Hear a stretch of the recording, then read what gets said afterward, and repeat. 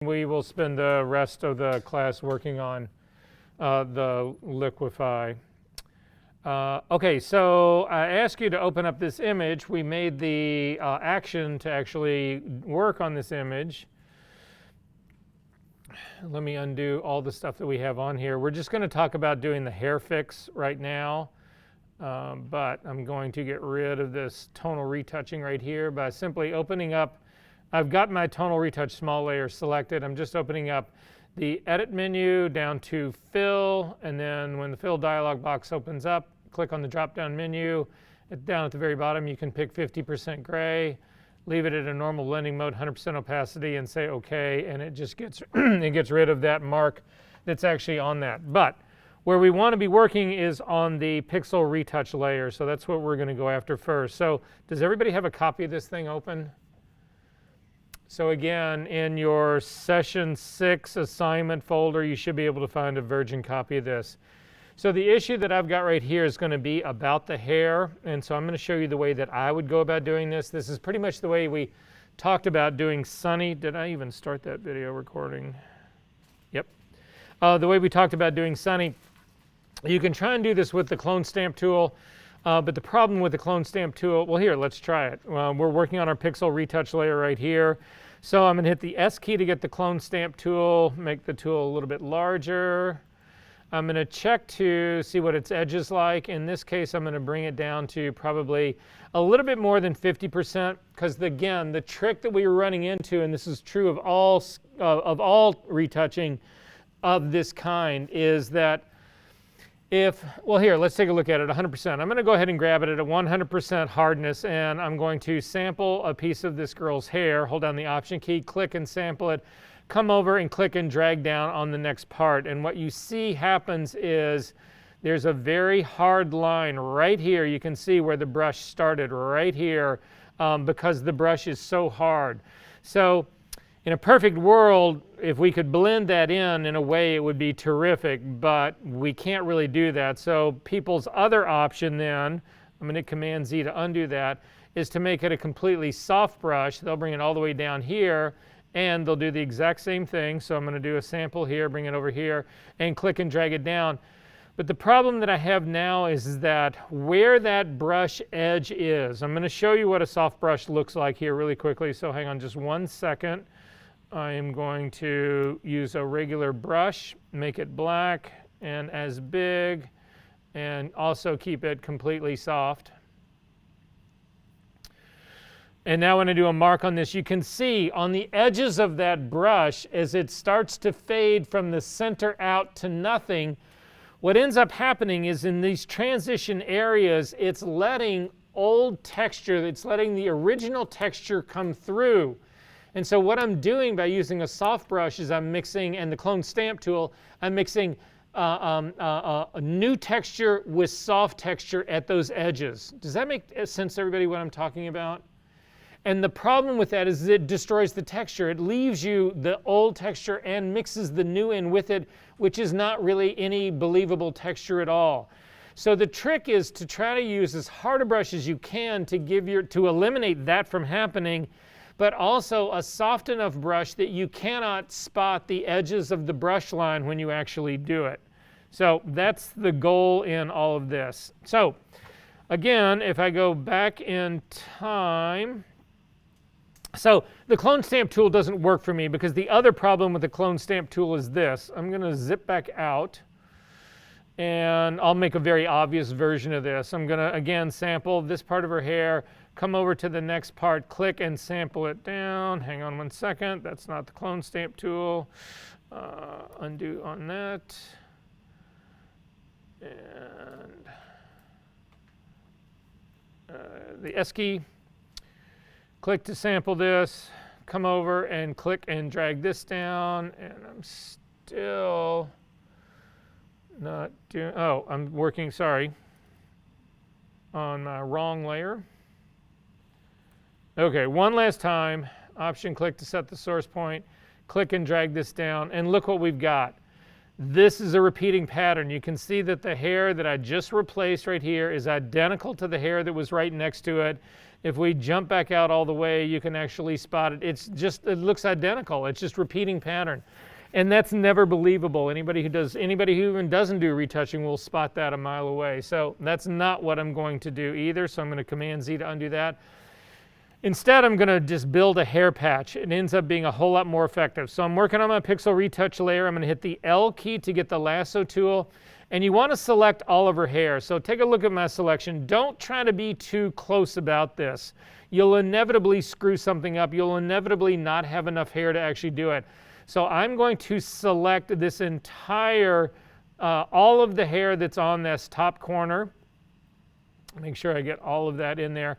So I'm selecting a big chunk of it. I've got part of her eye in there. I've got a good part of her forehead in there. I don't need to worry about not getting all the hair. And again, I'm going to mask this out, so it's not going to be a problem for me. I'm going to Command J to jump that to its own layer. And if you hold down the Option key and click on that eyeball, this is what I've got that's on that layer. Now, if I were simply to move that over, so again, I'm going to drop the opacity of this so you can sort of see what I'm doing. So I'm going to lower, and you can do this with me, lower the opacity of that new patch that you just jumped, bring it down to like 60%, and then hit the V key to get the move tool, and you can actually move it over in place, and you can sort of see where it begins to cover the hole that I'm trying to cover. But again, this is the same situation that I have with the clone stamp tool. These two things are in perfect register with each other, so you're going to get that repeating pattern. Does that make sense to everybody what's going on here? So I need to change this hair patch so that it does not resemble the thing that it came from, its original, so it doesn't resemble the exact same hair that's sitting right next to it. So I'm going to hit Command Z to undo that. I'm going to go ahead and crank the opacity all the way back up. And instead, I'm going to transform this hair patch. So Command T will actually bring up the transform dialog box.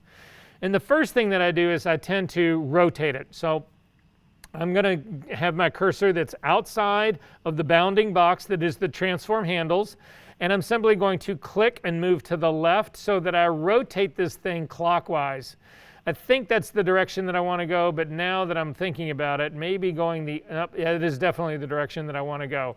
I'm going to drag it just a little bit so that it's just not exactly the way it was in the original part.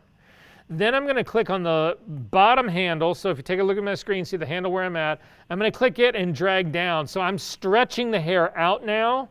Then I'm also going to grab the handle that's on the left side of it, and I'm going to push in. So I'm making it narrower, longer, and I'm rotating it. I also am going to bring in the other side a little bit because I want to try to get a piece of different hair that I can somehow now use to fill in that blank space that's actually causing me the problem. So I've just distorted it like this. It shouldn't resemble what I'm trying to fix too much. I'm actually going to drag it down to make it a little bit longer because we need to also talk about where this thing begins and ends. And I'm just going to say okay to this.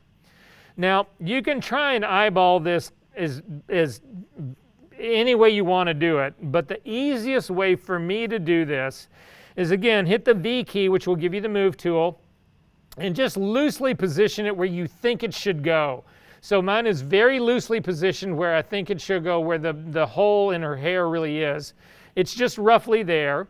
Then I'm going to put a black layer mask on this. So to get a black layer mask on this, hold down your Option key and click on the Add Layer Mask. It puts on a black one, and you can no longer see where the patch is. If you can't remember that trick, if you can't remember holding down the Option key and clicking on Layer Mask, I'm going to throw my layer mask away. I'm just going to delete it. Instead, what you can do is you can put on a regular layer mask. So just click on the Add Layer Mask icon, and you can see it puts on a white one, which is showing everything. But because I've got the brackets that are around the mask, just hit Command I will invert it, and I've still got a black mask. So no matter how you get one there, get a black mask on this guy. One last way of doing it, a couple last ways of doing it. I'm going to throw the mask away again. I'm going to add a white layer mask. You could then fill it with black. Black is my background color, so Command Delete will fill it with black. I'm going to Command Z to undo that. You could finally come up to the Edit menu, come down to Fill, and then put in Fill with black, and you would still get to the same spot. So no matter how you want to do it, that's how to do it. I'm going to hit the B key to get a brush. I'm going to check the edge of my brush, and again, I'm going to crank this up to about a 75% hardness, because again, I'm going to use this brush to reveal that hair patch, but I'm going to run into that same problem as using the clone stamp tool. Wherever I get a soft fading edge, it's going to allow old hair texture, or in this case, skin, to actually come through and mix with the new texture that I'm trying to use to actually hide this guy. So that's my problem. But at any rate, normal blending mode, 100% opacity, 100% flow. I am going to go to a tablet. Anthony, were you asking something? No, I was just Okay. yelling. Okay, so I'm working on my black mask. White is my foreground color, and I'm simply going to put in a line right here, and you can see it's actually started to sort of like put in it's starting to cover the area that I'm trying to fix. However, if we zoom in and we take a look at this, you can see where the hair new patch actually starts and stops. It's really obvious. It's sitting right here. It's like hair all of a sudden changes color, it changes grain, it changes texture. If I hold down the Option key and simply click on the eyeball, you can see what the problem is. The hair is starting right here in the middle of this girl's head. That's never going to work. Instead, this thing needs to continue all the way to the edge of the frame. Even though the hair even though I don't need to patch the hair that is on the very top of this image, so I'm going to turn everybody else back on. Even though there's no open skin showing in this top part, the hair starting and stopping in the middle of her head is a clear giveaway of what I'm doing. So I'm simply going to continue. Again, I'm still working on this layer mask with my brush, painting with white. I'm going to take it all the way up to the edge of her head, to the edge of the image. So it's now gone all the way out. Now, it's brought in another problem, which is I can now see skin up here in the top. This is coming from my hair patch itself, but at least this is giving me something that I can begin to work with. I've also got a problem that's down here along the bottom. You can see this dark hair is coming down, and all of a sudden it just gets cut off. There's this weird spot that's right in here, this area right in here. So I'm going to hit the X key to change my foreground color to black, and I'm going to paint this back on the mask to go ahead and continue out that whole line, the line of that other hair that's actually happening there. I'm going to see if I can actually bring back more of the hair that's actually in the top as well, and it looks like I can, so that part's actually working out pretty well for me. So we'll see how this goes. The problem now, though, is I've got this line on my mask. Again, if you hold down your Option key and simply click on the mask, you can see the line. This is going to be where my new hair actually is. Again, then I'm going to click on the pixel content of the image to show everything. But the hair patch now is wrong. The mask is in the right place, but the hair that's in the pixel part of it, the patch, is not in the right place. So I need to break the link between the hair and the masks. To do that, click on the little chain link that sits right between the pixel content that is the patch and the mask itself. Then click on the pixel content that is the patch. We can now do anything we want to this hair patch without affecting the mask. I have to now, because that link is broken, any changes that I make to the hair, I can rotate the hair, the patch, I can rotate it, I can transform it, I can move it all around, but it will not move the mask. To see what I mean, hit the V key, and again, make sure your brackets are around the hair patch, and you can start to move this guy around, and you can actually see where it is working and where it's not working, because the mask itself is actually not moving. So I don't need to move this guy around. I need to transform it again. Command T to transform the patch. It now needs to rotate back into place, and I can actually start to move this around. I can actually then make it wider or shorter. I can still transform it to try to get away from that look that actually makes it seem like it's exactly the same thing it was before. This is looking better for me right now. Not great, but better. However, I'm now starting again because I pulled that whole patch down. The hair is now again starting in the middle of this girl's head. So I'm going to click on the transform and stretch this out so that it goes all the way up to the edge of my image. And so now I'm beginning to actually get a little bit of change in here that makes it feel a little bit better. However, this is not the best transform to actually do, because this, again, it's basically rotations and stretching out wider, but it's not really fundamentally changing the shape of it. To do that, you click on this little icon that's at the top. So if you look right above your screen, there is a check mark. There's a circle with a slash through it. The check mark will actually go ahead and accept the transform. The circle with the line through it will get rid of the transform. It will undo it. But this last box will actually put on the warp transform. And if you click on this, you will get a grid on your transform, a grid of control handles. You can now come in here and actually bend and shape this using these control handles so that you can put a little warp and edge into this. And in my case, it actually helps. It gives it a little bit more, and I'm going to go ahead and say OK to that by clicking on the check mark. Now, I'm not finished with this. I've still got a problem on one side. I've still got some hair that I'm seeing on the other side, but it's my first move. So at this stage of the game, I'm going to merge this down into my pixel retouching. Command E brings it down. Now, all of that change has been built into my pixel retouching, and it's great. Then I'm going to do this exact same process all over again. The L key to get the lasso tool. Select all of her hair, bring it around, Command J to jump it to its own layer, Command T to actually transform this thing. I need to fill in this spot that's right down here, so I'm going to rotate this, bring it up. Again, I'm going to drag my control handle out a little bit more and pull this down, drag it out a little bit more. Probably go to the warp tool and actually bend this a little bit more so it's not looking exactly like what was going on before. Hit the check mark to say OK to that. Put on a black layer mask, Option key, and click on the Add Layer Mask. Hit the B key to get a brush. And again, I'm going to get a little bit smaller brush. I'm going to start painting the line right here. I don't see any change because my foreground color is black. Hit the X key to get white as your foreground color. Open it up so that I can actually see that part. But again, I've got that same problem. I've got hair starting here in the middle of nowhere. So I'm going to continue to drag that line all the way up till it goes outside of my image. And now my mask is in the correct place. This is what it looks like. It goes from one side to the other. I'm going to go back to my hair patch. Command T to actually transform this guy. Again, I'm going to zip back out just a little bit.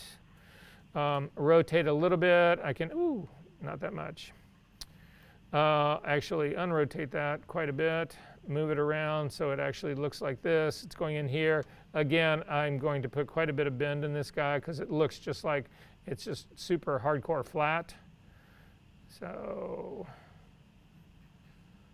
bend like that, move it over. That part's beginning to work for me, and go ahead and say OK to that. Command E to merge it down. And you continue this until you get something that you are happy with. Are there questions about this? Yes? So this makes a lot more sense, but for the homework that we just turned in today, when it comes to like, where you can see scalp, how do you attack that? Does that make sense? Oh, the scalp part. Yeah, the girl. Okay, we can do this one really quickly. You can close this one up. You don't need to save this.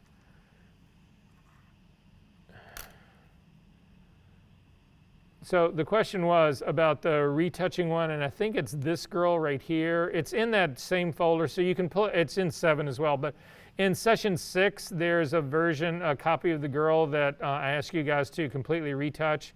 If you can open up the virgin copy of this, because the question was, how do you fix the hair, this hair part right here? This is the issue right here, right?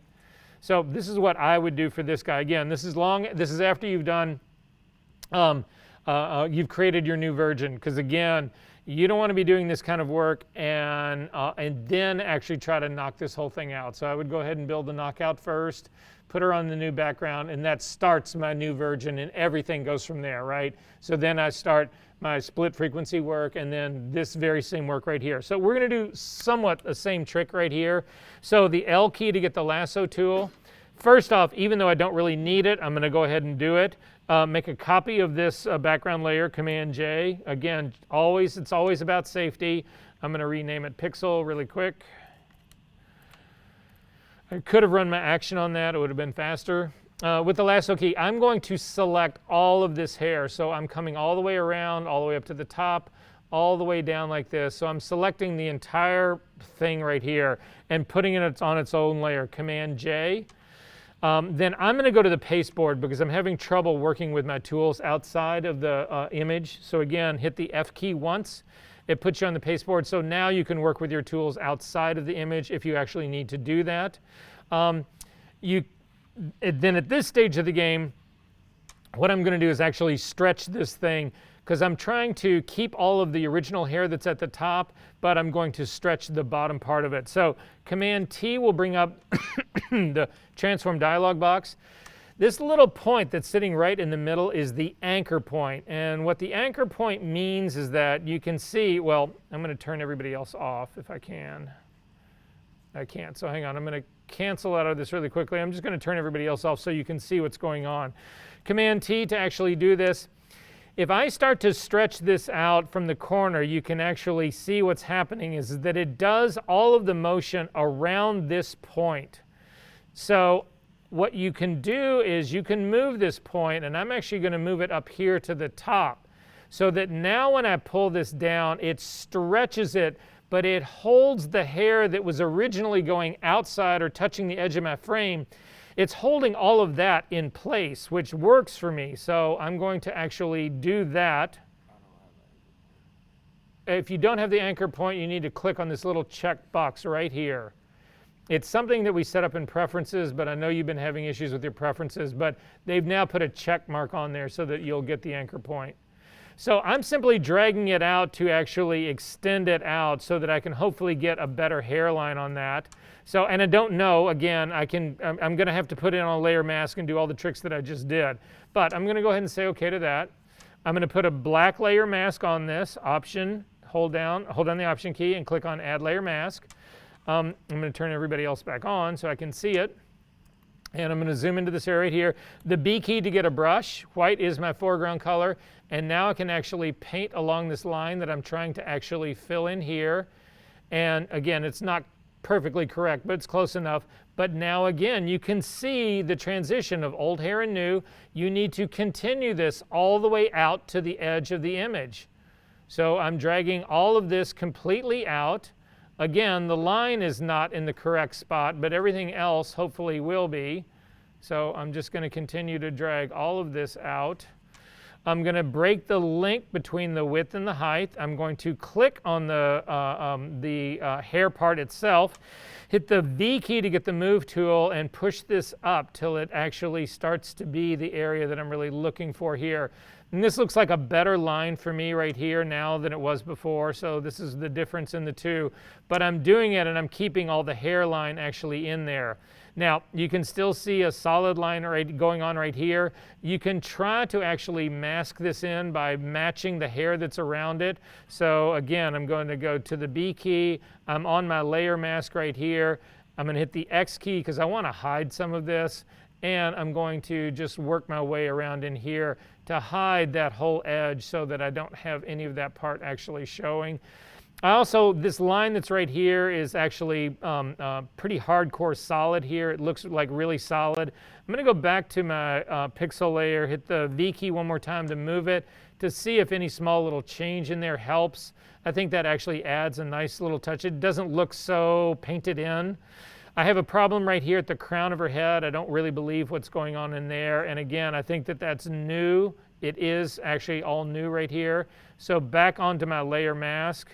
Again, the B key again, I've got to hide this part. So it's pretty much the same thing I was doing on the other side. And that's pretty much how quick it is to do it. Questions? Hit the F key again to go to the black pasteboard, F key one more time to go to the stoplight so that you can get rid of it. We do not need to save this. Anybody in this room shoot film? Oh, raise your hand, it's proud. There's a whole resurgence of film interest right now. Do you scan your film and then work with it digitally? Nope, you just shoot film and go into the darkroom? Oh, I get it scanned somewhere else. Yeah, well, but still, it's scanned and then it's digital part, right? Have trouble with dust? Not that I've had. Dust is, yes, a problem for scanning. I don't want to go through this and spend the time doing all this if this is not an issue for anybody. Okay. Then we don't need to deal with that. Okie dokie. So back into our session now, which is session 8, I think. In your student folder, there is a photo in there called Digital Diet. I need everybody to open that guy up. Can everybody find this image?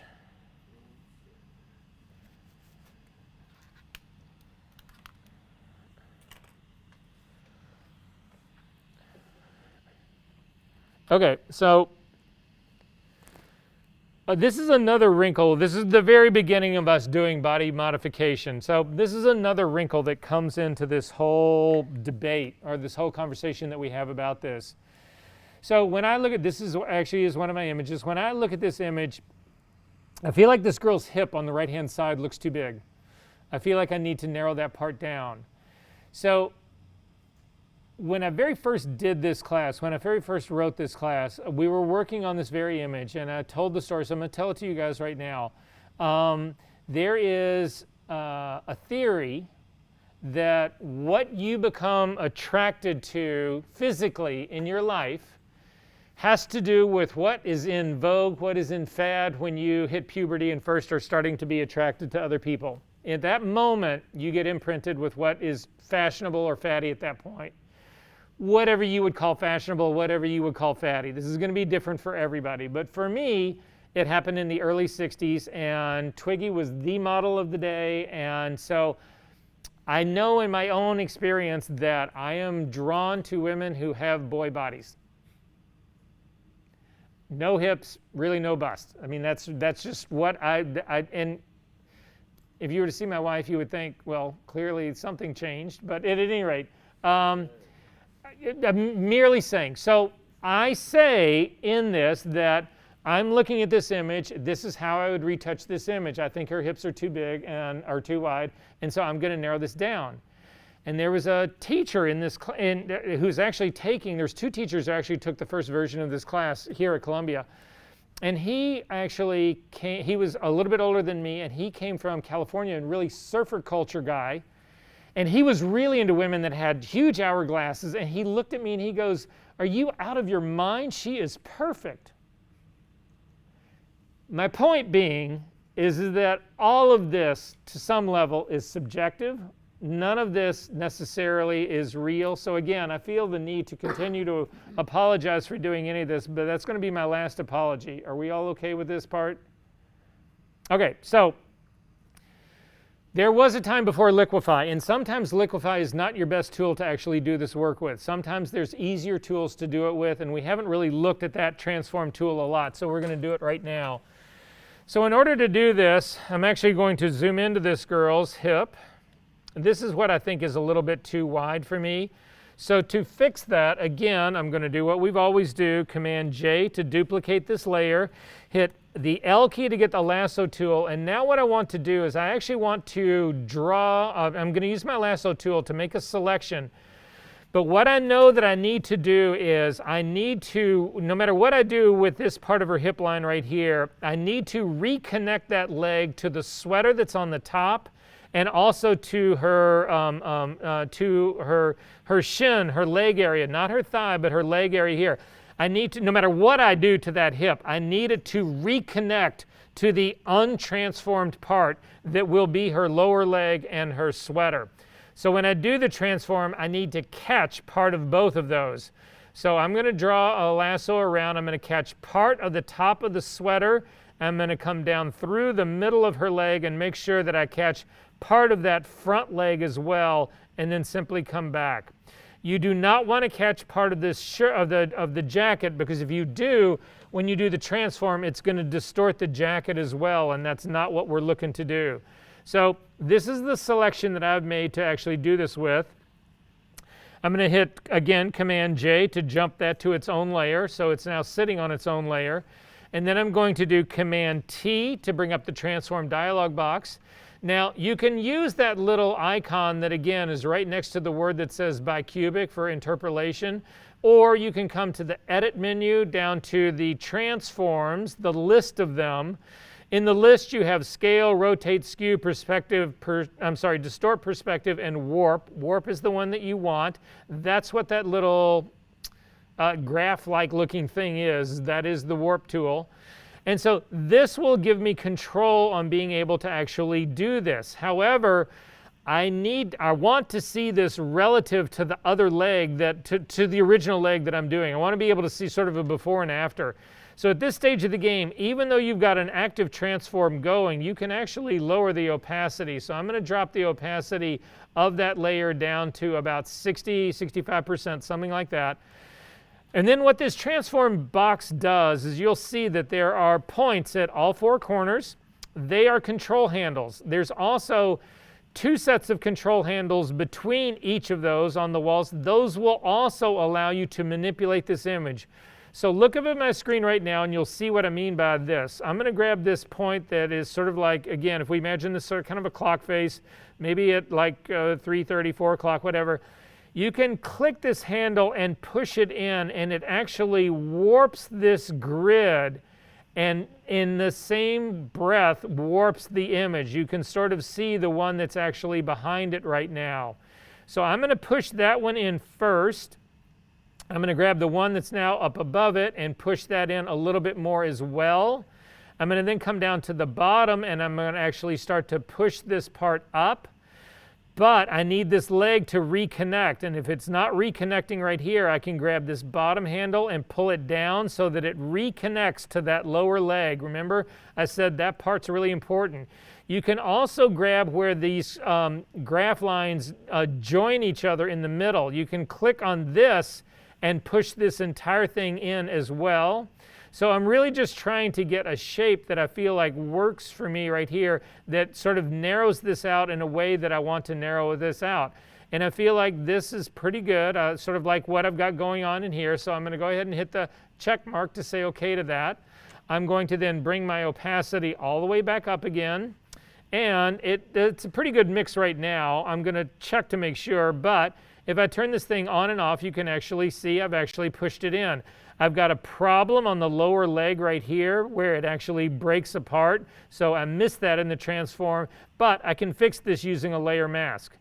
So typically when I'm working on these things, I will use opaque layer masks. Once I get the transform done, an opaque layer mask on it, and then paint back in the correction so that I know exactly what I'm changing, and so that I don't miss anything. So I'm going to hold down the Option key and I'm going to click on Add Layer Mask. It puts on a black one. I actually hit that twice, so it added a vector mask as well that I'm just going to get rid of. So working on my layer mask, again, it's now hidden all of that change. I'm going to hit the B key to get a brush. I need that same sort of hard brush because I'm still worried about old texture meeting new texture, so I'm going to leave it at a 75% hardness. Normal blending mode, 100% opacity, 100% flow. I'm going to start up here at the very top where the sweater is actually meeting her pants. I'm going to click there and pull down, and you see nothing happens because black is my foreground color and I'm painting black on a black mask. So I'm going to hit the X key to get white as my foreground color, and then simply click on this guy and pull this around until I actually pull that part off. And then finally, as I get back, my transform was pretty good getting all the way down there. And that is all I'm going to do to this guy. So this is my before and this is my after. And that's pretty much all I needed to do. So from the back point here, that's it. Questions about this? Did it work? Something like that. So what? I have like her the old hip, I guess. You still got your opacity down of the layer. That top layer, are you back up to 100% opacity? Yeah, everything's 100, but it's like hang on. Let me see. So everything is at a everything is at 100 in like you see. Yeah, I do totally see. Turn off this top layer. Turn it back on. But everything's at 100. I don't know if I'm tripping. It looks like you've just got stuff that's hidden out here. So take your mask here and paint on this outside. With white or black? White. Okay. You're actually on the.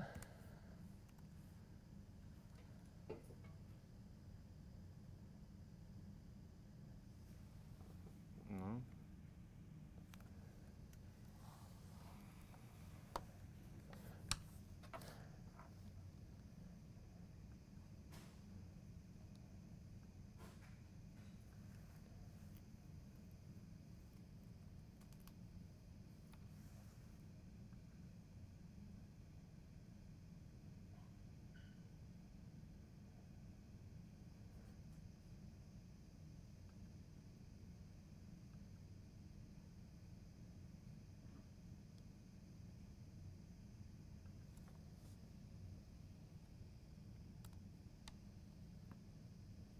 So that's the entirety of it showing.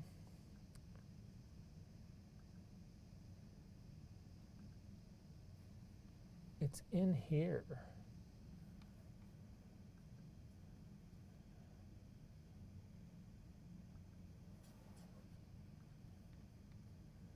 This seems incredibly soft, much softer than this thing should be. I don't know how this happened, but this is what it is. So when you made, wait. So when you made your initial selection, again, do it again really quick. So just hit Command L. Oops, sorry, you're all right. I'm sorry, not Command L, just L. Hit cancel. Yep, and then just draw that circle around there. Oh, you've got a 30 pixel feather on your lasso. Okay. It should be. Take it down to 0. I see. That's exactly what caused your problem. Okay. So try it again really quick, it'll work. Okay, are there questions about this? Are we good? Okay, you can close this guy up. You don't need to save him.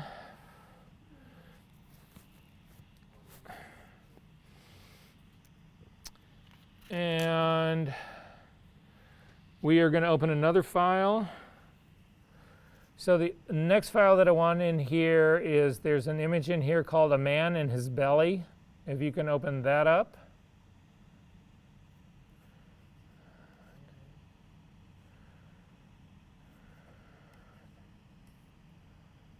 Everybody find that image? Anybody not?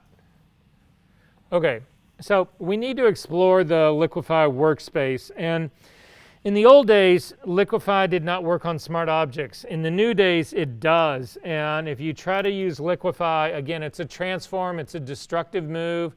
If you work on smart objects, you'll be fine. If you work on just regular images, you run into, you have the potential to run into serious problems.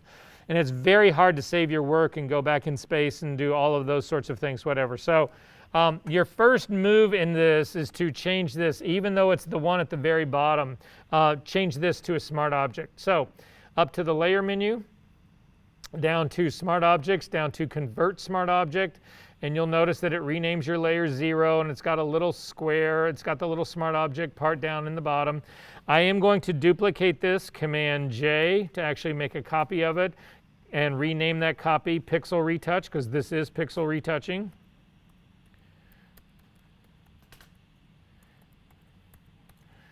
Actually, I take that back. This is liquefying, so let's call it liquefying.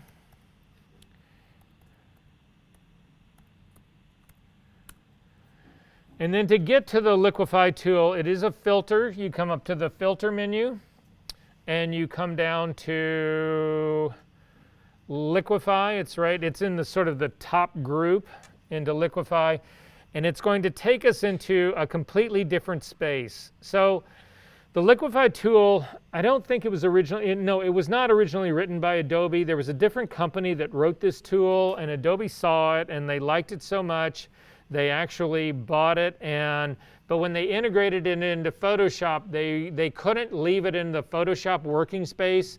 So pretty much like the Select and Mask is a completely different workspace, we are now in a completely different workspace. We're not really in Photoshop anymore. And you can tell that because we don't have any layers on this side over here. We do have tools on the left-hand side, but the space is actually very different for us. So that's kind of what's going on in here. So there are tools that are on the left-hand side. We'll go through all those tools. And then there's the control for all those tools on the right-hand side. So we are going to start, we'll sort of like go a little bit back and forth as we go along. By default, what happens a lot is that this face aware liquify opens up and it occupies the majority of your space. I'm going to collapse this just for the time being. Yours may not look like mine does, but I'm going to collapse the face aware liquify so that we can see pretty much the rest of the properties panel. So you should be able to see brush tool options at the top, and you should be able to go all the way down to a preview check mark at the bottom with this brush reconstruct options at the bottom. So does everybody have something that's somewhat similar to this? Okay, so we're going to start with the tool at the very top left. So at the very top left is the forward warp tool. I'm going to make my tool a little bit smaller. Again, the bracket keys still control this. They control size on this. However, if you look over at properties, you will also see that there is a size control over here as well. Really quickly to show you what these other tools are, because we haven't ever had density and pressure and rate before. So I need to explain what those are, and it's easier to do that with a different tool. So I'm going to ask you to look at your tool options, your toolbars that it's on this side. Sorry, guys. I'm going to ask you to go down. If you look down, let's go from the bottom up. At the very bottom is the zoom tool, looks like a magnifying glass. Then the hand tool. Then it's supposed to be the face tool. It's supposed to be a person's little head. Then it looks like an eraser tool. Finally, to one that looks like a brush. If you click on and if you hover over it, you'll get the name of it. It is the freeze mask tool. If you click on that and then come over here to your image and click once, you might get a warning that says the mask checkbox is preventing you from preview. Either that or it just put a red dot on your image. If you get this warning saying that the show mask checkbox is preventing you from seeing it, say OK to that, and then look over here on your properties panel, sort of almost at the bottom where it says show mask, and click on that and you'll see the red dot. So make sure that that's checked, and if we click once, you should see a red dot. Everybody got this? Sort of seeing the red dot? So to explain what these things are in the properties panel, and I don't know why Photoshop has never changed these because it just makes it confusing, but density actually refers to the hardness or the softness of your brush. If you grab the density slider and drag it all the way to the left so that you get a density of 0 and do another dot, you'll actually see you get a very soft edge. If you take the density all the way to the right up to 100, you'll click and dot and you'll see you get an extremely hard edge. So that's basically what's going on there. Pressure is flow. So if we take our flow and drag it all the way down to, I'm going to bring it down to like a 3 or a 2, you can come over and click and you can just hold your brush there and slowly start to juggle it around just a little bit, and it starts to build density slowly over time. Again, this does not work like an airbrush in that you can just hold it there and it continues to spit that out. But flow in Photoshop doesn't work that way either. Remember, flow in Photoshop has got that little check mark right next to it that is called airbrush that allows you to just hold your cursor down and it will build over time. But with this, you need to slightly move your cursor to actually have the flow continue part on that. Rate, if you try to move rate up, you'll see that you do not get rate here. Some tools have rate, some tools do not. Rate is the is the tool that you use that works like an airbrush. So if we were just to hold our cursor here and not do anything, if it was a tool that accepted rate, rate would then allow how fast it took before it went from putting down no tint at all to the point that it reached all of it. Does this make sense what's going on here? Are we good on this part? The last two things that are down here that you need to be aware of. First one is pin edges, and what happens with pin edges is, well, pin edges is easier to show when we go to another tool, so I'll do that in just a minute. But the last one down here is also stylus pressure. You can use your tablet to control certain things on this. So if we enable stylus pressure here, I'm going to get rid of all these dots that I put down here. To get rid of all of these dots, come over to your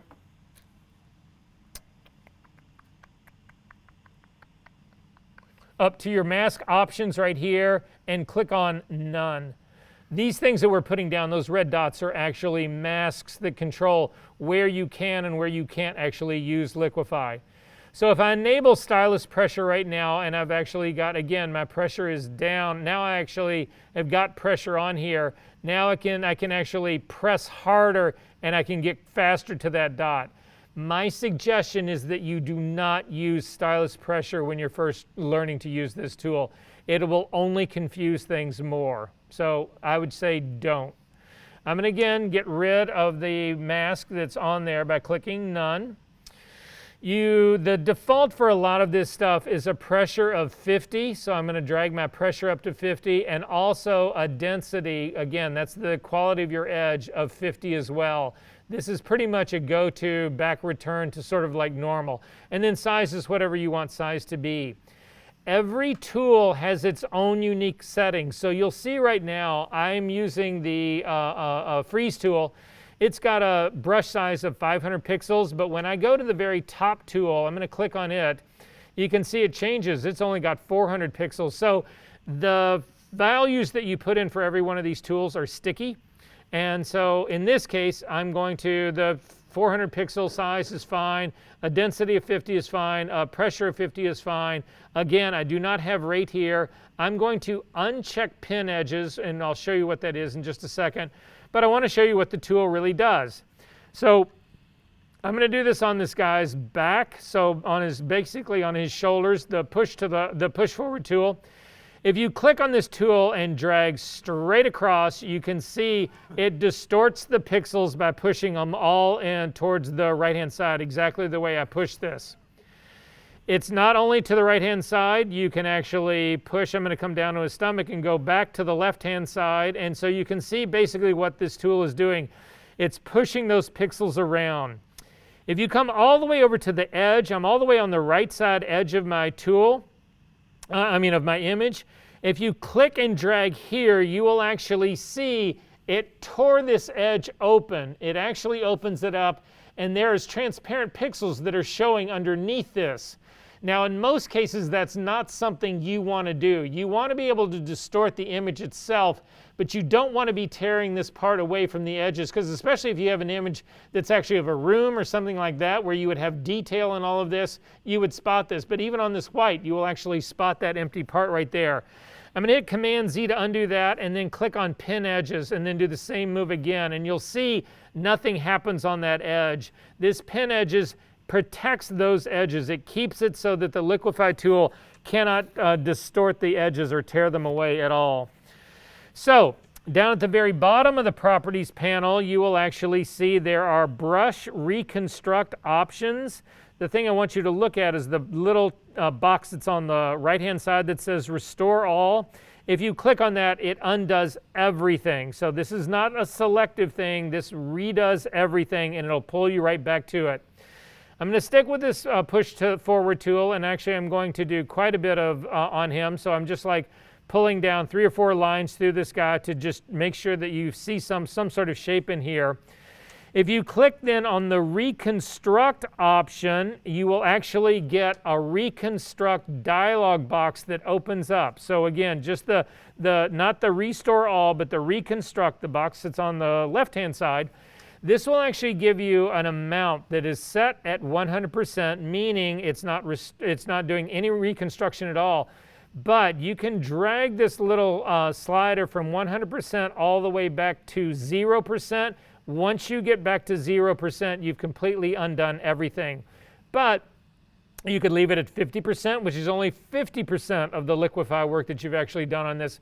So this is a way simply to go in and refine things. However, you need to remember that this tool does it to everything you've done. I had 3 strokes on that, and it's reconstructing all 3 of those strokes. It's not doing just the last one, it's doing them all. So I'm going to go ahead and say okay to that to reconstruct them all. Yes? Can you change that? Because I see that it says brush reconstruct options. If I mess with this with different brushes, does it change? It's going to change everything. But no, but there's ways to be more specific. Okay. That's where we're heading next.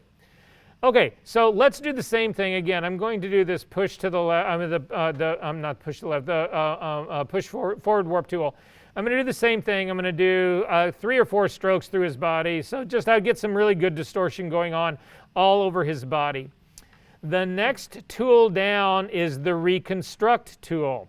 If you click on the reconstruct tool, it's the brush that's just underneath. Again, it has all its own set of settings. So you can see I've got a brush size of 30 pixels, I've got density, I've got pressure, but now I also have rate. So I'm going to reset my pressure to 50%. So you can, the standard on here would again be 50% for the pressure on this. Remember, this is flow, but now with a rate of 0, I'm going to make my brush larger by using my bracket keys. I'm going to try to reconstruct just this area of his arm that where I blew through on that part. So I'm going to start over on his arm, and I'm simply going to start brushing back and forth, and it reconstructs just that part of his arm. But you see that happened relatively quickly. So I'm going to hit Command Z to undo that. Then I'm going to actually take my pressure and I'm going to bring it way down. So I'm going to bring my pressure down to like a 5. And now as I start to go back here and I'm just scrubbing back and forth along that, it happens much faster. I'm going to hit Command Z again to undo that. I'm simply going to come over now and I've got a rate of 0 and I'm just going to hold my brush there on his arm, and you see nothing changes. I actually need to scrub back and forth in order to get that brush to actually do its work. Command Z to undo that. But now look what happens when I take rate all the way up, if I can get rate all the way up at 100. Now I'm just going to park my brush here and not do anything, and it takes off on itself. I don't need to move my brush at all. Is this making sense to what's going on here? Questions about this? Are we good about this part? Okay. For me, I'm going to actually set it at a 50-50. But you'll find that things can take off on you really quickly, and you need to slow them down. And pressure and rate are how you slow things down. Again, the quality of your edge is affected by density, and then the size of your brush is the size of your brush. So I am going to reconstruct all here right now to bring me back into the beginning. We're going to do this one more time, but in this case, I'm going to actually zoom into this guy's backside. So I'm going to zoom into his butt area right here. I am going to go after the push forward, the forward warp tool again. I'm going to make the tool much smaller, and I'm going to give this guy, again, if he was naked, I would be giving him cellulite. So I'm actually going to just take this tool, and I'm just going to do a whole series of little bump ins, but I definitely want them not to, I want it to feel lumpy. So, sorry. So I'm going to do this all the way down just so it feels lumpy. So I've got a really lumpy edge going on down here. And so you could, because let's say I'm just trying to, to flatten his rear end. That's what I'm trying to do because I'm emulating my own. If you can't laugh at your own body, you're certainly at my stage of the game. Anyway, we're going on. Okay, I digress. So I want to smooth this out. I want it to still be things to be pushed in, but if you try to actually take all the little bumps that still stayed out and you try to push all of those in, you can see it doesn't really work all of that well. It still stays really lumpy in here. The solution to that is the next tool down, and the next tool down is the smooth tool. So if we grab the smooth tool, again, it has its own settings. I'm going to push mine up to actually about 90 pixel size. I'm going to leave my density at 50. I'm going to bring my pressure, I'm going to keep my pressure down. I don't want this to take off too quick on me. So I'm around 7, 10, somewhere in there would be fine. And the rate on this, I'm also going to take this down to about 10, although I don't really use rate in this a lot because I move around a lot on this. I'm not really fixed in one place. But now if you actually take this brush and you start to run it back and forth over that area that is the back side, you can actually see you're starting to smooth all of this out into a believable set. Now, to see the work that you're actually doing, because you're looking at this right now and say, well, Versa, you just reconstructed the whole thing. That's not really smoothing things out at all. To see your before and after, look at the very bottom of your screen. You'll see there is a preview with a check mark right there. If you undo the check mark, you will get your before and after. And you can see, yes, indeedy, I really did push his booty in, but actually smoothed that whole part out as well. So that's the next tool down. Are we all good on this part, guys? Okay, if we want to, I'm going to click on Restore All to go back so that we don't have any changes going on in here. It'll pull everything back. I'm going to zoom back out and then go up to his head and go to the next tool down. So the next tool down is the Twirl tool. If you click on that, again, it has all its own settings on here. It's got a brush size of 800 pixels, mine does. I'm going to just move mine down a little bit to more like 700. I'm going to leave my pressure sort of in the middle. I'm going to pull my rate back into the middle as well and still leave that 50% density in there. And then I'm going to come over this guy's head. Actually, here, do this. Take your rate all the way down to 0. And then I'm going to come over to this guy's head and I'm going to put the center of my brush right about where his temple would be because I'm going to rotate his head. And if I click and press down, you can see by pressing down, it did just the slightest turn. But to continue, to make it continue to twist, you need to jiggle your brush just a little bit, and that will actually continue to do the twist in his head. If you hit Command Z to undo all of that, his head will snap back. But now take your rate and bring your rate up to like 50%. And now do the same thing. Put your cursor right on his temple. Just press down and do not move at all, and it will slowly rotate his head based on the rate that you've actually got going. So we don't need to move this tool actually at all in order to do that. Command Z to undo that, and finally take your rate all the way up to 100% and do the exact same trick again, and you'll notice that it takes his face really, really, really quickly. So again, this goes back to pressure and rate are really controlling how fast these things happen and how much you actually need to move your brush in order for it to take effect or not.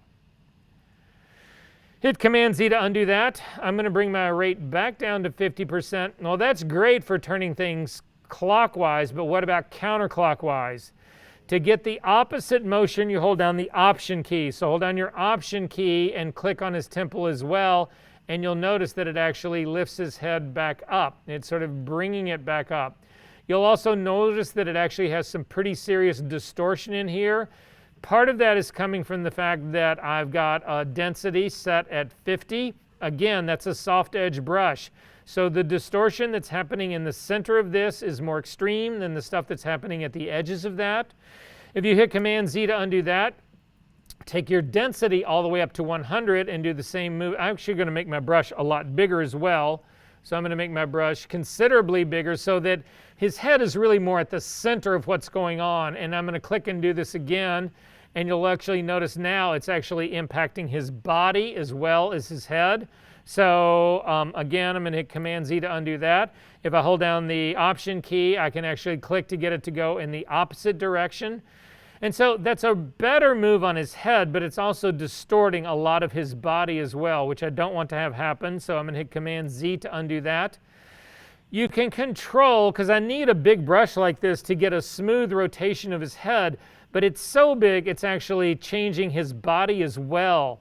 This is where freezing and thawing comes in. So we're going to go back to the tool that we had in the very beginning, the freeze tool. And it is, again, the one that, so there's the magnifying glass, the hand, the face, the thing that looks like the eraser, and then the brush. We're going to grab that brush. This is the freeze tool, and what the freeze tool does is this. I'm going to show you here really quickly. Let's freeze. I'm just going to try to freeze everything from his neck down, not including the neck. So I'm going to click and I'm going to drag down so that I cut through this part of his body, and I'm just going to paint this all covered in red. Now what this is doing is, even though they call it masking over here, it's actually freezing this. So now I can go back to my my twirl tool, and again you can see that the area that is on the edges of this for his body are frozen. Well, they're underneath this. My tool doesn't go beyond that. So the only area that my tool is on right now that I want to change is going to be his head and his neck. So now if I hold down the Option key and click to do a counterclockwise turn on that, you can actually see the area that is frozen does not move. The area that is thawed actually does move. Hit Command Z to undo that. Sometimes it really, for me, I get really bothered by seeing things like this. I'm looking to see what's happening at the transition edge here, and with this red mask on here, I can't really see. So to hide it but still have it work for you, click on the check mark next to Show Mask, just uncheck it so you don't see it. But now again, if you hold down the Option key and click on his head, the freezing part is still there. It's just we're not seeing it, so we can actually control how this whole part happens. Does this make sense to everyone what's going on here? Are you good on this part? All right, Command Z to undo that. While we're on the tool, I'm going to actually ask you to go ahead and show the mask one more time. While you're on this tool, sometimes you'll be working on an image that is primarily red, in which case you can't see the mask at all. You use the drop-down menu for mask color to change it to any color that you want. It doesn't change how the tool works, it just changes how it makes it visible for you to actually be able to see it. So that's basically what's going on here. Red is the default, so I'm actually going to go back to red. The tool that's right underneath the freeze tool is the thaw tool. So if you click on the thaw tool, again, it's got all its own settings on it, its own unique settings. What the thaw tool does is it actually allows you to unfreeze parts. So let's say, okay, I don't really like what's going on. It's the cutoff is right here at his neck. I'm going to actually paint here to remove part of that freeze mask part, so that I actually get a little bit more of his shoulders are actually going to happen in this rotation, and not just his neck. So now with part of that gone, I can actually then go back to my twirl tool, hold down the Option key, hold it right on his temple, and pull it back, and you can see it's actually changing everything at a different spot here. Does that make sense to everybody what's going on? Okay, so there's a couple of tricks to using the mask tool. Again, I'm going to double click on the hand, and you'll see double clicking on the hand should kick me back out so I can see everything. Some people will say, I'm going to hit Reconstruct All. It does not get rid of your freezing if you hit Reconstruct All. You can also freeze something, do a motion on it, or do, well here, I'll show you. We can do a change on this really quickly. So I'm going to grab the Forward Warp tool, and I'm going to make it larger, and I'm just going to go, I'm going to smash his shoulders down sort of against the freeze mark right here. So this is done. I can now get rid of the freeze mark, which is, you do that by clicking on None. You could click on the Thaw tool and paint over the whole thing, but it's just easier to click on the, when it says Mask Options, click on None. It gets rid of all of that, and then I can come in and actually work on other areas. So when you take the freeze tool off, it doesn't automatically then change anything. It just opens up those areas to actually make them able to be moved. I'm going to hit Reconstruct All. So some people will say, okay, well, I want to freeze everything in this image except for his head. And so what they'll do is they'll grab the freeze brush, they'll make a big one, and they'll start painting the whole image here, trying to do it like that. That works, but it takes time. So I'm going to hit Command Z to undo that. Instead, if you come under your mask options and click on Mask All, it puts a mask on everything. And then take the Thaw tool, and actually, I'll make my Thaw tool a little bit bigger, paint it just around his head. And that's the fastest way to actually get just his head thawed and the rest of the image frozen. Now let's say, well, you want the exact opposite of this. You only want his head frozen and everything else thawed. You can click on Invert All under your mask options, and then his head will be frozen in place and everything else will be thawed. Are we good on this part? Okay. I'm going to hit none on my mask options, which gets rid of them all. I don't have a restore all because I haven't done anything yet, but we're going to go to the next tool down. So the next tool down underneath the twirl tool is the pucker tool. I'm going to click on the pucker tool and I'm going to actually come to his arm. I'm going to make my brush a little bit smaller. So a little bit larger. So I've got a pixel size of 400 pixels. If you guys want something that's close to what I'm actually working with right here. Density of 50. Again, at this stage of the game, this tool has no pressure, but it has rate.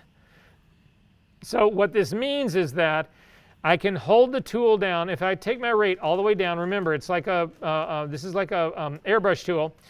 I'm going to hold it right over his arm. I'm going to try to give him a bigger bicep. That's basically what this tool will actually do, or a smaller bicep. I'm going to click and hold it, and you'll actually see if you start to move it just slightly, it'll actually draw his arm in. Again, it puckers this in. I'm going to hit Command Z to undo that. I'm going to take my rate up now to like 40. Simply click and hold it there, and you can see it slowly drew his arm in. If you use your preview check mark on and off, you can actually see the difference in what that did. So it's a way to slowly have this happen. So instead of having to move your tool back and forth, which will actually lead you possibly to doing areas that you don't want to modify, this allows you to simply click on it, hold it in place. Sorry, pucker tool, turn on preview. Click and hold it into place, and it just continues to shrink his arm in. I'm going to hit Restore All to actually undo that part. The tool underneath that is the Bloat tool. It does the exact opposite of the Pucker tool. So now I'm going to, instead of making his arms, giving him less muscle, I'm going to give him more. Again, it has a pressure rating, and it has actually it has no pressure rating. It only has rate. I'm going to leave rate at 50. I'm going to click in that same area, and you'll notice that just leaving it stuck there, it actually starts to build his arm up. I'm going to Command Z to do that. You can also click and drag, and it will actually give him a bigger arm overall. So it's a way to increase the size of his arm. You could come down to his forearm, because now it looks completely disproportionate to his upper arm, and click and drag across that to actually give him a bigger forearm. So all of these things we can actually do. And again, if we take a look at my preview on and off, we've actually changed his arm size considerably on that. I'm going to hit Restore All of that. These tools do the opposite of each other if you use the Option key. So I'm going to go back up to the Pucker tool, which initially, if I click on it, makes his arm narrower.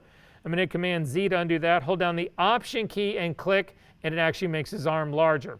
So again, the Pucker tool and the Bloat tool are the exact opposite of one another, but they really only need one of them. And because you can use the Option key with either one to do the other one. Does that make sense? I felt like I had too many others in there. Are we good on this part, guys? Yep. Okay. Hit Restore All. We're almost through all the tool set. I'm just trying to get through this so that everybody understands sort of what's going on here. The next tool down is the Push to the Left tool.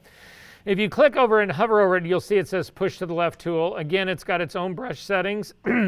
I'm going to leave mine at 300 pixels. I'm also going to leave the density at 50, the pressure at 50. And I'm going to, there is no rate on this, so I can't use this part. So the way this tool works, I'm going to actually do this right at his stomach line right here. I'm going to start right about where his zipper is on his pants. I'm covering about half of his, well, you guys can take a look. I'm covering, my brushes come in to pretty much about where that first belt loop is. If I click and drag straight up, it pushes things to the left.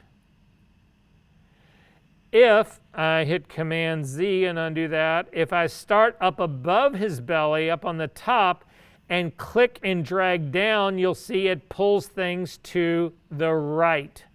So up and down have the opposite effect of one another. Command Z to undo that. I'm going to do this right under his hand. If I click and drag to the, I'm going from the right to the left, it pulls things down. Command Z to undo that. And if I click and drag left to right, it pushes things up. Command Z to undo that. People I know who do a lot of liquify work, this is a go-to. It's the tool that'll take you the longest to master, but it's the one that most people, not most, but a lot of serious retouchers will work with because it's just so much faster. So if I really wanted to narrow his belly down, if that was what I was actually going to go after, this is, we'll look at the other tools in just a second, but I'm going to give you guys a couple of hints about this, the way you work with all of the tools. You want to work with the largest brushes that you can. You want to do the smallest motions that you can and the most of them. So big brushes, very small changes, and a lot of very small strokes for small changes, and the tools will work better for you. So I'm going to use this tool to actually to narrow out his stomach, just so that you can sort of see what that's like. I'm going to leave my density at 50. Some people would push it up a little bit more, but I'm going to make my tool a little bit larger. Again, I'm using the push to the left tool, and you'll see that because my density is almost 0 when I get to the edge of this brush, that very little is going to happen if I'm staying right on this edge. So I'm just going to click here, and I'm just continually pushing up and pushing up and pushing up. And you can see that doing all of this, I'm making very subtle changes on here to actually end up affecting this. And this is my before and after now to do just that part. Anthony, I realize that you cannot do that in a week. Yeah. But, but at any rate, that's basically the way this tool ultimately, and actually all the tools ultimately work in this. We've gone over the freeze tool and we've gone over the thaw tool. The magnifying glass is just a magnifying glass. It moves you in. The keyboard shortcuts in this for magnifier are exactly the same. So if you hold down the space bar and the command key, you get the plus magnifying glass. If you add the option key, you get the -1. You can zip back out. If you click on the hand, you can actually move the image around. But again, if you have any other tools selected, so I'm going to select the forward warp tool, hold down the space bar, and you temporarily get the hand, and you can actually move it around, and so without changing tools. So that's the way all of the tools work. And that's the way all of the property settings work in here. We've showed pretty much everything else in here. We haven't showed backdrop yet. I'll show that in just a second. Ironically, they have a show image. You can actually turn the show image off and you don't see anything, which I think is problematic. But the last one here is to show mesh. If you click on show mesh, what you should see is it looks like there's a screen on this guy. Now, in my case, I've got show mesh on. You also can change the size of your mesh. So in my case, my mesh size is medium. If you went to small, it's just a finer mesh on there. If you went to large, it's a broader mesh on here. In this case, medium probably works well. You can also change the color of your mesh so that it's easier to see. So if you were, for instance, working on a black and white image, gray might be difficult to see. So I'm going to go ahead and leave mine at gray. But this is the essence of how the liquify tool works. So what's happening here is this. Photoshop has no idea about this image. It doesn't know what this image is. It doesn't know anything about this image.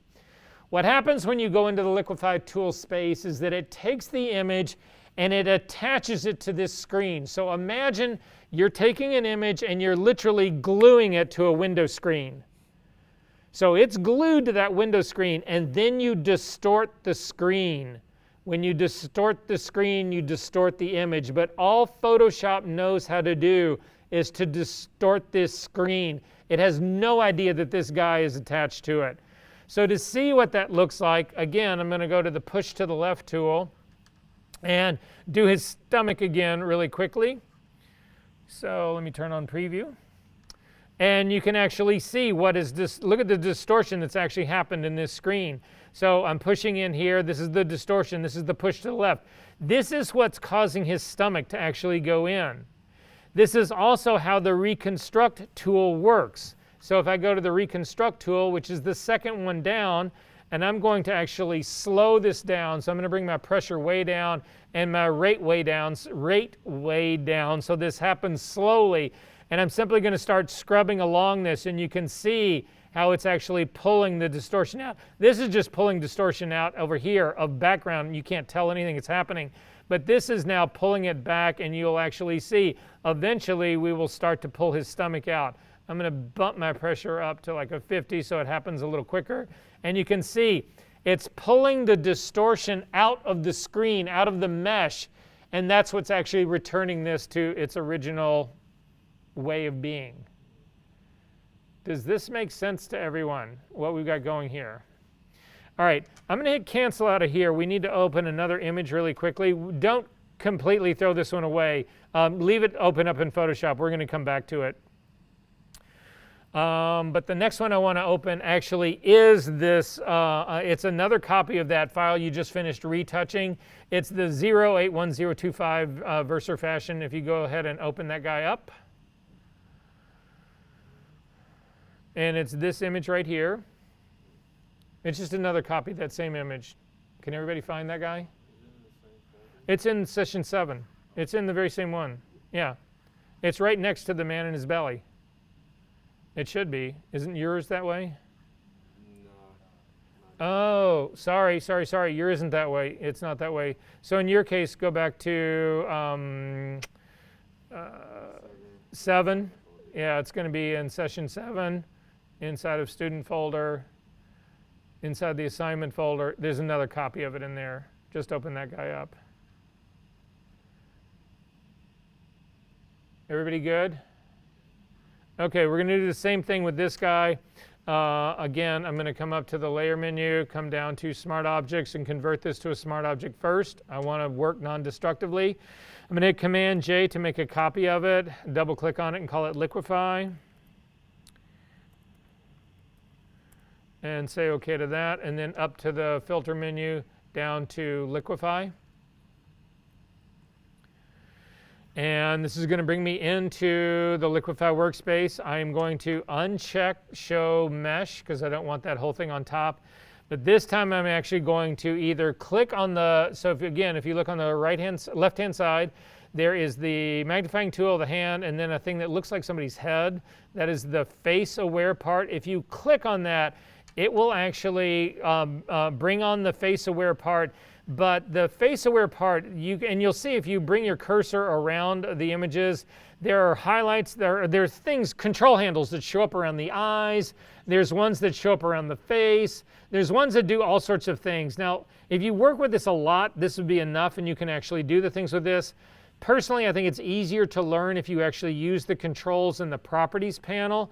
So go over to the Properties panel and you'll find Face Aware Liquify. Click on the drop-down menu of that and you will see all the things that you can change in here. So we're going to start. So has everybody got this face part open? Yeah. You'll also notice where it says here Select Face, there's a drop-down menu. In our case, it's only face number 1. However, if you have multiple faces in an image, every one of them will have their own designation. So if we had like 3 people in here, it would be face number 1, face number 2, face number 3. You don't do universal controls of faces. You do them one at a time, and every one of them will be tagged. So if you hover over a face, it'll say this is face number 1, or this is face number 2, or face number 3. But in our case, we've only got one of them here, so it's going to be face number 1. You can change all of these things. So we're going to start with the eyes on the top. So you can control the size of the eyes. Now, you can control things independently. You'll notice that there's 2 of them here. You've got left and right. You'll also notice that there's a chain link between all of these. Right now, all the chain links are off, meaning you can control eye size independently of one another. So if I click on the eye size, I'm going to click on the left one and I'm going to drag it to the right. It makes her left eye only bigger. If I go in the other direction, it makes it smaller. If I go back to 0, or I'm at like 3 right now, if you click on the chain link between the 2, and now you use the sliders, they both slide together. So you'll actually end up with the same value. So you can make them both bigger, both smaller, as far as that part goes. You can also 0 them out by simply clicking on it and typing in 0. Eye height is the next one down, and it's really only lifting up her upper lid more than her lower lid. If you go to eye width, it will actually make her eyes, again, it's just the socket itself, wider. And then tilt will actually control the, you can take her eyes and make it more clockwise, tilt them more clockwise or counterclockwise. To 0 all of these out, again, scroll down to the very bottom and click on Reset All. Actually, it's not letting me reset all, so hopefully there's going to be a reset underneath this. and there isn't. So you're just going to have to zero all of this stuff out. That's annoying. It's up in the drop down at the top. Of course, they put it right up here. Okay, thank you though. Click on reset. It's sitting up at the very top to get rid of that. Oh, and then eye distance. You can actually bring your eyes wider together, wider apart or more together.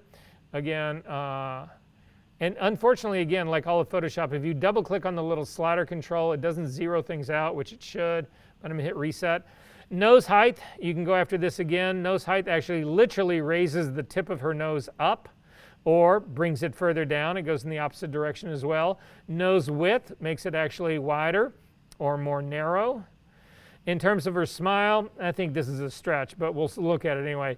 If you click on smile and drag it to the right, you lift her, you sort of like begin to raise her smile, the edges of her smile, her mouth a little bit. I don't ever think this one works that well. The frown part tends to work a little bit better to me, I think, if you go in the opposite direction. The lip controls, though, work really well. If you actually make her upper lip, you can actually raise her lip up, the upper lip part. You can actually take the lower lip and make it larger or smaller, so it's a way to sort of plump things up or narrow them down. The mouth width will actually make her mouth wider or more narrow. The mouth height will actually literally sort of like open up her mouth or close it up a little bit. So in your retouching of this, how did you do with the whole tooth thing? Terribly. So wouldn't it have been great if you just could close her mouth? Who thought of that one? So come on, guys. We've talked about this before. I've talked to you about this before. It was the hair thing with Sunny was another example. Why try to select all that skin underneath all the hair of her bangs when you could just cover all that skin up and not have to select it? Again, you got to think smart about this stuff. So anyway, that's the tool set that we've got basically going on here in the space that we've actually got going here. So I'm going to hit cancel out of here. I want to do one other thing here really quickly, and so what I'm going to do is I'm going to actually ask you to take this liquefy smart object of this face, click and drag it over on top of the guy, hold down the shift key and let go and see what happens. You might get a warning saying it needs to change color and all sorts of things. Just say okay, okay, okay to all of that kind of stuff. But what I want to show you is one last thing in here. So again, does everybody have a copy of the girl on top of the guy? Okay, so with the girl again, we're going to go back into the filter to liquefy. And sometimes you actually need, I'm going to collapse the face liquefy thing because that's not what I'm really going to work with right now. But what I want to, let's say I do want to work on this, but I want to be able to see the guy. I want to be able to liquefy her to actually fit a background. Now, I just used the guy as a background so that you could just see the image and what was going on there. But, so let me actually get this. So, in your properties panel right here, underneath the show mask, you've got this thing that says show backdrop. If you click on that, you'll have a drop-down menu and you can say all layers, mode, and an opacity. On the all layers, you want to click on this, and I think we're going to set this to layer 0, and you can actually now see the guy in relationship to this. Now, all the liquefying that we do is going to be on the girl, but you can see it in relationship to the guy. So for instance, if I grab the push forward warp tool and make it considerably larger, I can take her face and I can start to drag it in, and so that I can say, oh yeah, I can map this actually to this guy's leg. That's what I'm going to actually do. So it's a way to reference an image that's underneath. You have visual controls of that. So for instance, you can actually raise and lower the opacity to make it a little bit easier to see whatever it is you're working on. But it's a way to actually be able to liquefy something and then, but know what's underneath it, to understand how you're distorting this image relative to the entire image you're trying to make. Does that make sense to everyone? All right. I'm going to hit cancel out of here. I'm going to throw away the liquefy of the girl face. I'm going to throw away or just close the girl image. You don't need to save that. You don't need to save this anymore.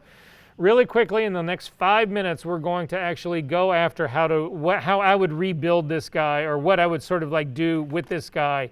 So this is basically the way that I am going to work. So I'm going to start with liquefy here. I'm going to show you a couple of really easy tricks, and then I'm going to sort of like let you out on your own. So I've brought him into a liquefy here. And I'm going to start with the push to the left tool. So I've selected the push to the left tool. I'm going to go after his stomach first. Again, I've got a pixel size of like 40 pixels, a density of 50, and a pressure of 50. And I'm just going to start again doing small strokes to sort of take his stomach in a little bit. Now you can actually see a stomach still showing there. That's because I've still got this show backdrop is on. Remember, there is a virgin copy of this guy that's underneath it, and it's showing through right here. So I'm going to undo that show backdrop because I don't want to see that. If I want to see the before and after, I'm going to use my preview box instead. So I'm going to simply narrow this part down a little bit. I'm going to go after my forward warp tool now, make it a little bit smaller, and actually take the pants and lift them up a little bit so that I get a little bit more of a square waist at the top. I'm actually going to give him a little bit more of a booty, so I'm going to actually grab the bloat tool right here, and first off I'm going to freeze him. I'm going to freeze his, so I grab the freeze tool, make it a little bit smaller. I'm going to freeze his waist and his elbow. I'm going to freeze his legs probably from here. I'm trying to think about where his booty would actually come back into the top part of his thigh. And I'm going to say probably about there. If I don't like this, I'll change it here. I'm going to uncheck that show mask so that I don't see it. I'm going to grab the bloat tool. I'm going to make it much larger. I'm going to keep the pressure down. I'm going to bring the rate down as well. I don't want this to take off on me, so I'll see what it looks like at 14 and just sort of click on that a little bit. I'll do a little bit more on his booty itself.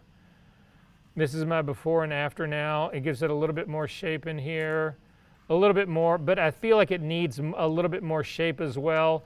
So my mask is actually probably done everything I need it to do. I'm going to turn it back on just so that I can see it.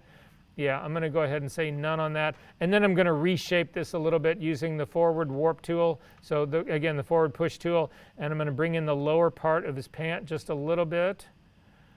I feel like that is maybe, it gives him a little bit more shape in here. I'm going to zoom back out. That seems like it's a little too much. So I'm going to go to the smooth tool, set it on a very low pressure, very low rate here. And I'm just going to run that along the backside edge of his booty right here to just sort of bring that back in a little bit. And that feels a little bit better to me. There's all sorts of things we can do. We need to make his chest actually larger. So I'm got to make sure that I don't have any mask on there just by clicking none. I'm going to go to the bloat tool again, make it a little bit larger. And we'll just see what it does on his chest. Go a little bit larger. So I'm just tapping small little dots to try to bring it out just a little bit. Again, this is my preview before and after. It's getting a little bit better here. If I want to bring his legs out a little bit more to give him a little bit more muscle in his legs, I can actually do that part as well. So one of the tricky things that comes about this is that when you go to work on one leg, it's going to impact the other leg. So if you don't want that to happen, again, you use the freeze tool to freeze the other leg so that it does not change on you, or at least so that you could do them independent of one another. So remember, I can actually do this leg right now. So I'm going to work on this leg that's right over here. But once I finish this, if I want to work on the other leg, simply hit invert your mask, and it thaws the leg out that you weren't working on and freezes everything else. But for this matter, I'm going to actually start on this leg right here. And again, in this case, I'm going to use the push to the left tool. But instead of pushing up to push it in, I'm actually going to I'm actually going to push up using the other side to give it a little bit more. It's taking off way too fast on me right now, so I'm going to hit Command Z to undo that. I'm going to drop the pressure way down on this. The rate is all the way down on this. So this will let me actually draw this in slowly. So again, I'm pulling that out now a little bit. I can bring my rate up, pressure up just a little bit to make it happen a little bit faster, and that's happening. So again, this is my preview before and after to sort of actually give him a little bit more running leg and shape. I feel like his lower ankle now is too small relative to his larger ankle right now. So my push to the left tool will not work for me on there. It's going to be the bloat tool, but I need to actually do it running sort of down the middle, because as I bring it down the middle, it'll actually make everything wider. So again, that's a quick version of it, the ugly version of it. Hit Command Z to undo that. Again, my pressure is all the way down. I'm going to take I have no pressure. I'm going to take my rate down even further. And then I'm just going to stroke down here. That's again not working. So take it down even more to almost a 0. And then just park it here. And so I'm just little taps to actually open that part up. I can get rid of the mask. I can do my before and after, and you can sort of see I'm sort of building him up to be sort of like muscle guy. So again, there's quite a bit more work that I would still do on this, but you can see that this is a beginning first salvo in all of this. Are there questions about this? Okay, really quickly, really quickly, I want to show you this one last thing. We can save all of this work right now. Go ahead and hit OK to this. It saves it as a smart filter, which is great for us. If we want to continue to work on this, simply double click on the liquefy part and it'll bring you back in. If you actually take a look at the mesh, you'll see all the distortions in the mesh are still here. And so I can continue to refine them. So let's say, for instance, I don't like his stomach in that much. It was too much. So I'm going to grab the reconstruct tool. Again, keep its pressure way down, and so I can do this slowly. And I'm going to bring part of his stomach. Wow, that's glitchy. I can bring part. Okay, no, this has happened to other people before. The glitchy part that's actually happening right here, if this starts to happen to you, I'm going to hit cancel out of here. What's causing this is that, well, number one, I think it's the overhead on my video overhead, because I'm doing this recording, I'm doing all of that. But if something happens to you here that it's not what you think should happen, come up to Photoshop, down to Preferences, down to Performance, and uncheck Use Graphic Processor. This is where the glitch is coming into all of this. So I would uncheck that part, but hopefully I'm going to be able to go back in there and continue. So I'm just going to leave it like this. Again, double click on the liquefy. Use the reconstruct tool. Yeah, it's not going to let me do it. Or down here. Let me see if I can do any other tool in here. No, it's not going to let me do it. What I wanted to show you was this, though. I'm going to hit cancel out of here. Again, if I double click on this, it'll actually take me in. Sorry. And you can see the mask is the thing's all distorted, and you would just continue working. If, on the other hand, you select liquefy a second time, not this liquefy right here, because this will just reapply what it already just happened, but another version of liquefy. Now when we go into the liquefy workspace, you'll see your mask is not distorted at all, and you can actually start doing other things on your mask. So like this, I'm just going to do something that's really obvious and say OK to that. This is a second copy of liquefy, so I'm keeping my changes on separate smart filters.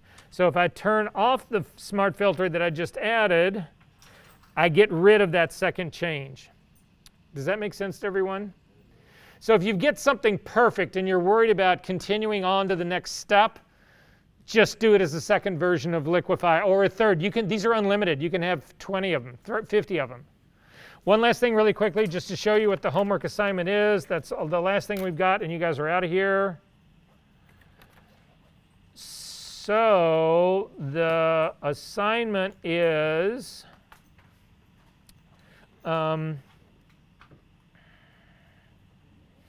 redo the skin eyes retouch based on the feedback you've got to make it flawless. And then in your session number 8, there is this file.